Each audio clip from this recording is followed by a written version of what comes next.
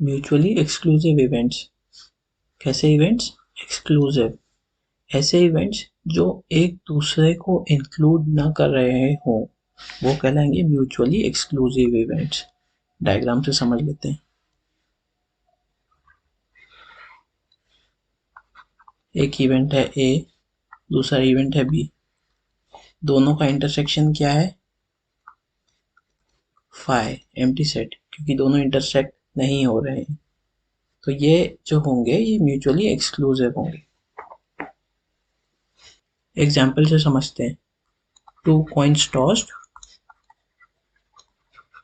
ए हो गया HH और टी आना और बी हो गया HT आने का इवेंट। तो दोनों का इंटरसेक्शन आप लोगे तो एम्प्टी सेट आएगा, नल सेट आएगा। हम यहाँ पे कहेंगे A and B are mutually exclusive.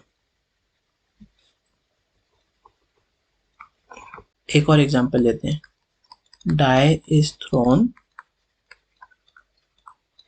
एक इवेंट है A इक्वल्स टू 1, 3 और 4 का अकरेंस।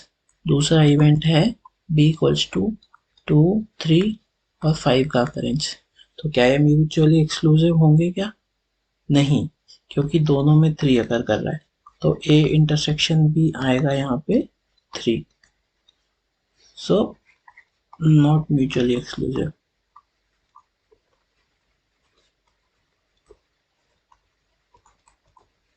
एक और पॉइंट है, डायग्राम में जो दो सेट्स बने हैं इनको हम कहते हैं डिसजॉइंट सेट्स, क्योंकि ये कहीं पे भी इंटरसेक्ट नहीं हो रहा है तो ये डिसजॉइंट सेट्स कहलाते हैं। Exhaustive events. एक एक्सपेरिमेंट कंसीडर करते हैं, throwing a die. 3 events consider कर लेते हैं। Event A, a number greater than 4 appears.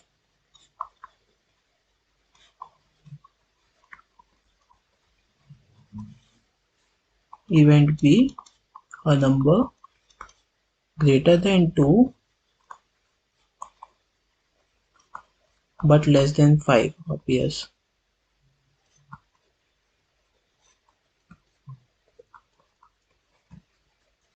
Event C, a number less than 5 appears.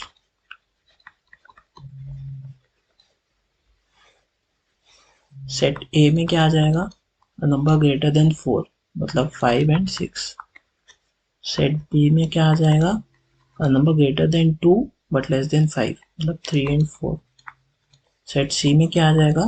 a number less than 5 मतलब 1, 2, 3, 4। इन तीनों का जब हम यूनियन लेंगे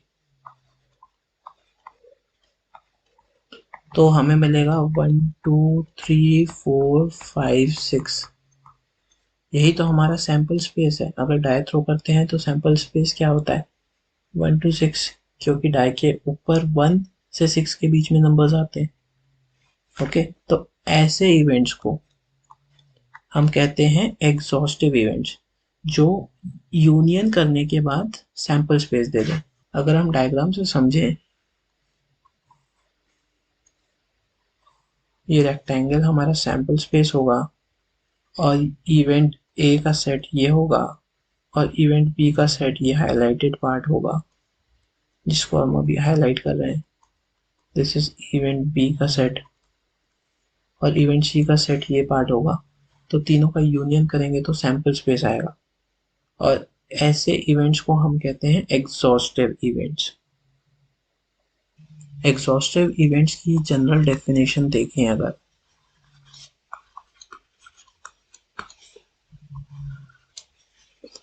तो वो क्या होगी? If events E1, E2, En are n events of a sample space S, ये कंडीशन हो गई। एंड इफ दूसरी मेन कंडीशन क्या होगी कि इन सभी का यूनियन सैंपल स्पेस आए, E1 union E2 dash dash dash union En equals to sample space. इसको एक और तरीके से लिख सकते हैं, यूनियन ऑफ ई आई। मतलब हम बहुत सारे इवेंट्स को यूनियन कर रहे हैं, एक से ज़्यादा इवेंट्स का यूनियन कर रहे हैं, जहाँ पे i equals to 1 to n जा रहा है। तो इसको हम ऐसे भी डिनोट कर सकते हैं, विच इज सैंपल स्पेस। तब ऐसे इवेंट्स को क्या कहेंगे हम, exhaustive events, mutually exclusive and exhaustive events. ऐसे इवेंट्स जो म्यूचुअली एक्सक्लूसिव है, मतलब इनका इंटरसेक्शन तो कुछ नहीं है लेकिन एग्जॉस्टिव है, मतलब इनका यूनियन करोगे तो सैंपल स्पेस बनेगा। डायग्राम से समझते हैं। ये हमारा सैंपल स्पेस है। अगर हम इसको मल्टीपल इवेंट्स में डिवाइड कर दें, E1 E2 E3 E4 E5 E6 E7 E8, तो ये 8 इवेंट्स हैं। ओके, और इसमें E1 से किसी का भी इंटरसेक्शन कर लो 5 आएगा, क्योंकि E1 और E2 का इंटरसेक्शन अगर देखें तो कुछ भी नहीं है। ये हाईलाइटेड पार्ट E1 है और ये दूसरा हाईलाइटेड पार्ट E2 है, इनका इंटरसेक्शन कुछ नहीं है। ऐसे ही किसी भी इवेंट का किसी और इवेंट से इंटरसेक्शन नहीं है, मतलब ये क्या है, डिसजॉइंट। और डिसजॉइंट कैसे हैं, पेयर वाइज। पेयर वाइज मतलब हमने एक समय पे दो इवेंट्स लिए, कोई भी दो इवेंट्स लिए और उनका इंटरसेक्शन किया, और उस इंटरसेक्शन का जो आउटपुट था वो एक नल सेट था या फाइ था, एम्प्टी सेट था। ओके, सो उसे हम कहेंगे पेयर वाइज डिसजॉइंट। अब इसको लिखेंगे कैसे, if E I intersection E J equals phi where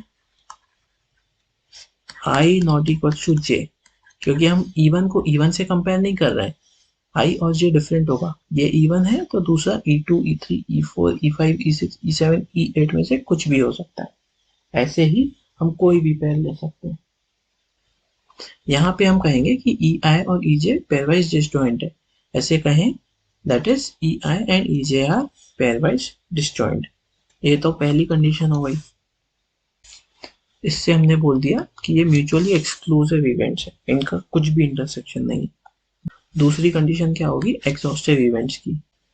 इसको कैसे लिखेंगे, union I equals to 1 to n E I equals to sample space. मतलब सारे इवेंट्स का यूनियन लोगे तो सैंपल स्पेस आएगा। अगर आप यहाँ पे देखो तो सबका यूनियन लोगे तो कोई भी ऐसी एम्प्टी स्पेस बचेगी नहीं जो एस में है लेकिन किसी में भी नहीं, वो किसी न किसी में है ही। मतलब E1 यूनियन E2 से लेकर E8 तक करोगे तो S मिल जाएगा। एंड हेंस हमने ये भी समझ लिया कि कुछ इवेंट्स म्यूचुअली एक्सक्लूसिव तो हो सकते हैं लेकिन साथ में एग्जॉस्टिव भी हो सकते हैं।